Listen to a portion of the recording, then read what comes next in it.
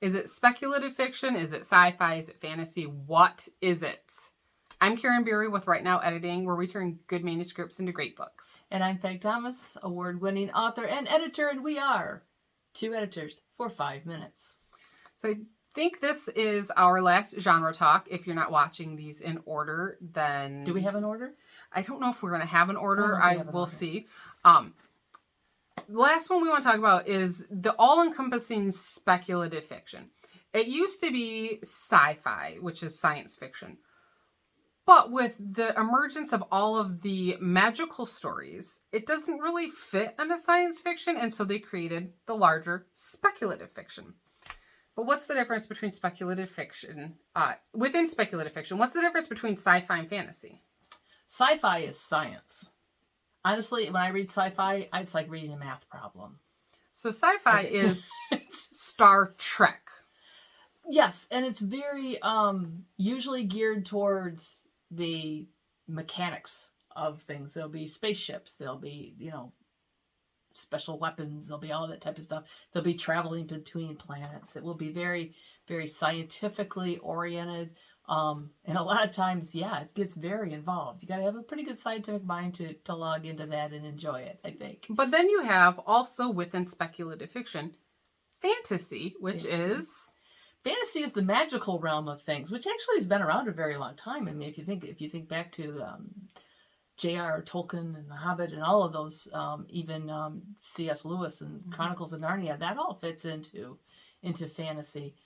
So it's been around for a long time, but it's gotten really popular, or at least it's I think especially like in the 90s. It was really, really popular. There were a lot of people writing fantasy. And that's where you've got the dragons and the unicorns and the elves and the... So Star Wars. A little bit more. Yeah. Star Wars is kind of a crossover, isn't it? It kind of has both elements in that one. So when it comes to writing or editing within speculative fiction, speculative kind of encompasses all of this. In that there's either some sort of magical or high-tech or supernatural element within your story. Sort of a suspension of reality. Yes.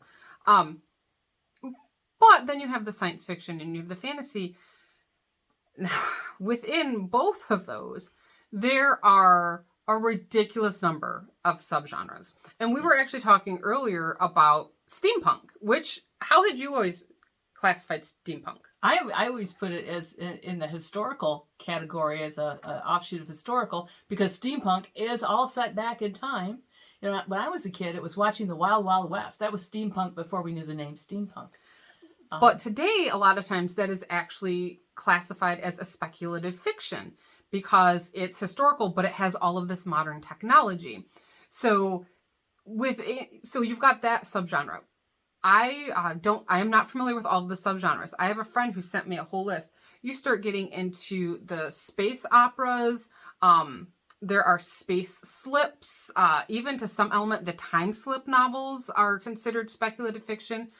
There's a bunch of them.